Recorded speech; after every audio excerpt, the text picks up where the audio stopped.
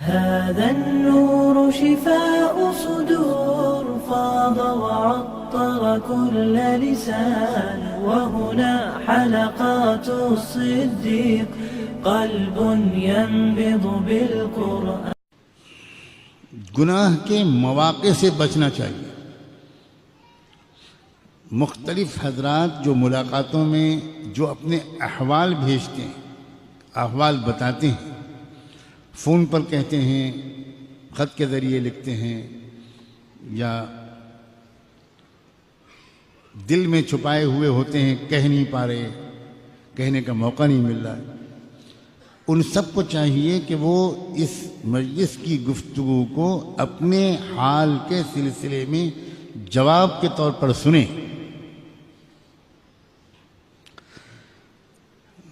غور سے یہ بات سنیں کہ انسان جس گناہ میں پھنستا ہے آسانی سے وہ اگر غور کرے تو سمجھ سکتا ہے کہ وہ کیا اسباب ہیں جن کی وجہ سے میں فلاں گناہ میں پھنس جاتا ہوں. کچھ گناہ وہ ہوتے ہیں، میرے نوجوان عزیز غور سے سنیں، کچھ گناہ وہ ہوتے ہیں جو تنہائی کی وجہ سے انسان جن میں مبتلا ہوتا ہے. وہ گناہ دوسروں کے سامنے وہ نہیں کر سکتا.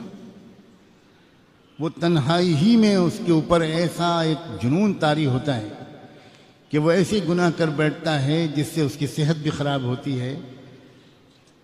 آگے چل کر زندگی میں اس کو بہت شرمندہ ہونا پڑتا ہے. اس کی شادی شدہ زندگی کامیابی سے نہیں گزر سکتی. وہ بیچارہ اپنی بیوی کو سے آنکھ میں آنکھ ملا کے بات نہیں کر سکتا. ایسے گناہ انسان سے تنہائی ہی میں ہوتے ہیں اور نوجوانوں سے کثرت سے ہو رہے ہیں اس دور میں. ایسے لوگوں کو چاہیے کہ وہ ایک بات تو یہ اپنی زندگی کا وظیفہ بنائیں کہ ایسی تنہائی سے اپنے کو بچائیں.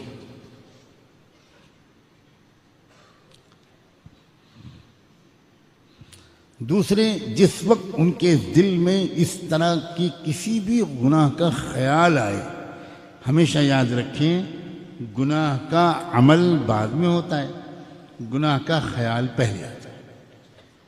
کسی بھی عمل کا عملی طور پر کر گزرنا یہ دوسرا مرحلہ ہوتا ہے. پہلا مرحلہ ہوتا ہے خیال کا. اگر پہلے ہی مرحلے پر انسان روک لے، کنٹرول کر لے، چوکنا ہو جائے تو یہ خیال عمل میں تبدیل نہیں ہو سکتا. اس خیال کو سے رکنے کا راستہ کیا ہے؟ فوری طور پر اپنے ارادے کی طاقت کو استعمال کر کے دوسرا خیال دماغ میں لایا جائے. یعنی اس خیال کو بدلا جائے. آدمی اٹھ کے بھاگ جائے، ایک دم آدمی اٹھ کے کھڑا ہو جائے، آدمی ایک دم قرآن مجید ہاتھ میں لے لے، الماری سے کتاب ہاتھ میں لے لے، تسبیح ہاتھ میں لے لے جو سامنے ٹنگی ہے، وہ اللہ تعالیٰ کو یاد کرنے لگے، درود شریف پڑھنے لگے، استغفار پڑھنے لگے. اگر وضو کی حالت میں تھا تو جلدی سے نماز کی نیت باندھ لے، لیکن کچھ نہ کچھ کرے.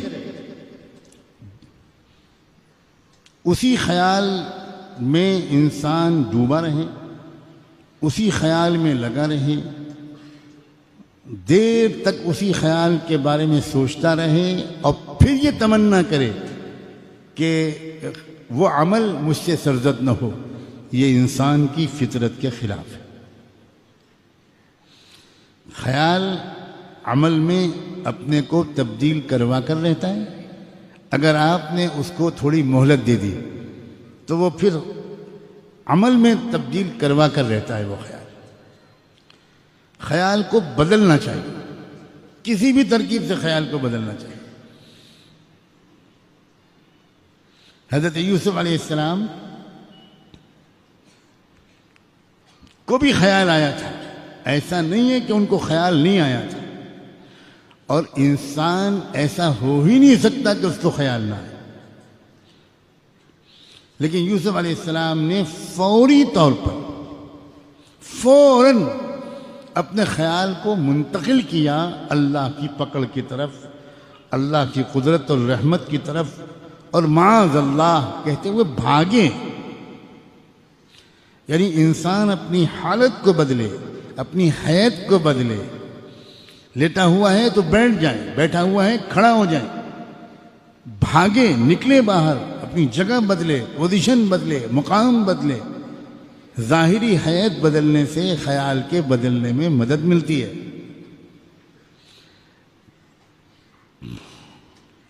کوئی یہ ساری ترکیبیں نہ کرے تو اس کا مطلب ہے کہ اس کے اندر اس گناہ سے بچنے کا جو ارادہ ہے وہی پورا پکا نہیں ہے، وہی سچا نہیں ہے۔ ابھی وہ اس گناہ کی نحوست کو سمجھ نہیں پایا، ابھی وہ اس گناہ کے نقصانات کو سمجھ نہیں پایا۔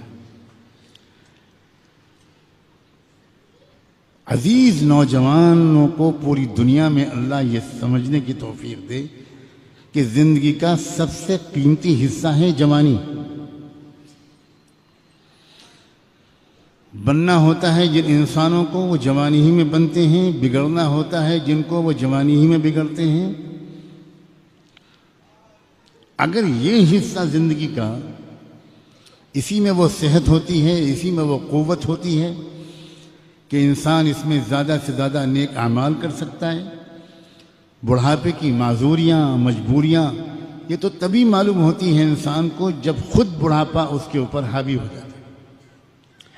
اب اگر اس عمر کے اس منزل کو انسان نے گزار دیا ان گناہوں میں، تو سوائے اس کے کہ اس نے اپنے آپ کو ایک دیمک لگوا لی اور اس نے اپنی صحت کو بھی تباہ کیا، چہرے کا نور بھی ختم ہو گیا، دماغ کی یادداشت بھی ختم ہو گئی، فیصلہ کرنے کی طاقت بھی جاتی رہی، صحیح غلط میں فرق کرنے کی استعداد بھی کمزور پڑ جاتی ہے،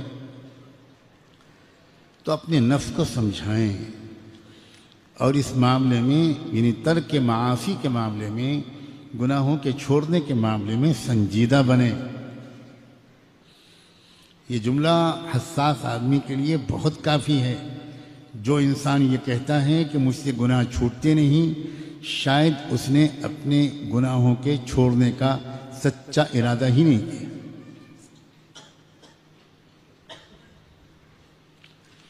ورنہ ایک بار گناہ چھوڑنے کی عادت اگر پڑ جائے گی تو یقین کرو گناہ کرنا زیادہ مشکل ہو جائے گا، گناہ چھوڑنا لذیذ ہوگا۔